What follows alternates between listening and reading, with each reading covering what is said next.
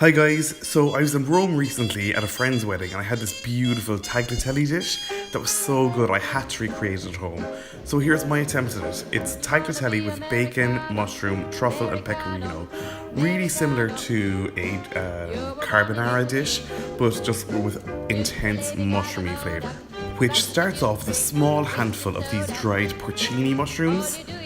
Add them to a spice grinder, then add a pinch of this truffle salt. This adds intense woody mushroom flavour, but just leave it out if you don't have it, don't worry about it. And then just grind it up until it's a really fine powder, or as fine as your grinder will allow.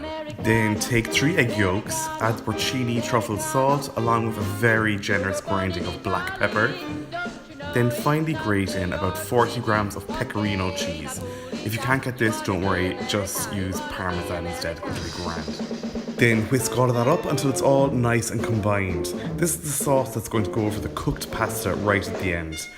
This sauce is looking a bit thick though, and it will need thinning out, but I'll show you how to do that later. So just set it aside while you chop your mushrooms. I have 10 chestnut mushrooms here, and I'm going to remove the stalks and quarter them. The dish I had in Rome used porcini mushrooms, but I couldn't find any fresh porcinis, so I thought these chestnut mushrooms coupled with the porcini dust would do the job. Now, the bacon in my Roman dish was, I think, smoked pancetta, and it was really salty and juicy and really good quality, so I'm using these local Gubine smoked bacon lardons, and I'm using just over 200 grams of them. So now bring a large pot of salted water to the boil, and then add in 300 grams of dried tagliatelle and cook them according to the packet instructions.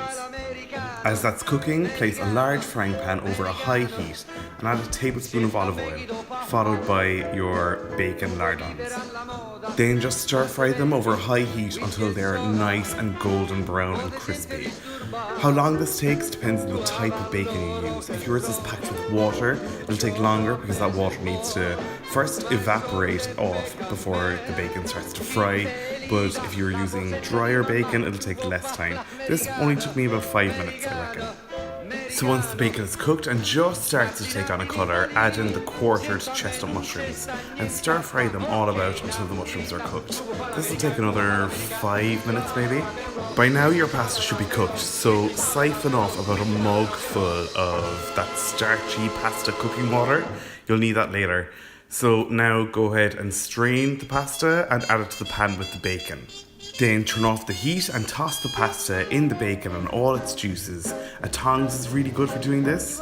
Then add the thick sauce and mix it about briefly to try to break it up before you add the starchy pasta cooking water, mixing it in little by little until the sauce really loosens to coat the pasta. Then add about 2 tablespoons of cream just to loosen it further and give it some extra lusciousness, and toss that through so that it's all nice and coated. The heat from the pasta and the residual heat from the pan should be enough to cook the egg yolks in the sauce until they thicken. But if things have gone a little bit cold on you, don't worry, just turn the heat on to the lowest setting and toss the pasta until the sauce is thickened but not scrambled. Then just plate up. I gave each serving a good shaving of pecorino with a vegetable peeler, then a drizzle of truffle oil, expensive but totally worth it as you only ever use a tiny amount of it, then a small scattering of parsley and a good grinding of pepper.